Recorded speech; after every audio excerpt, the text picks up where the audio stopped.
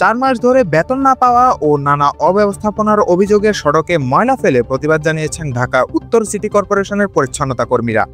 মঙ্গলবার দুপুরে রাজধানীর নতুন বাজার রুটের গুলশান রোডে এই ঘটনা ঘটে।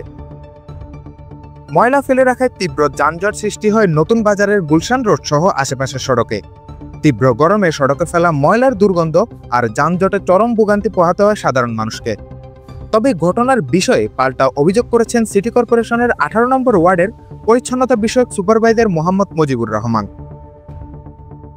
তার দাবি, অন্য কোনো কারণ নয়, বরং ডাম্পিং স্টেশনের জায়গা না থাকায় অধৈর্য পরিচ্ছন্নতা কর্মীরা সড়কে ময়লা ফেলে গেছেন।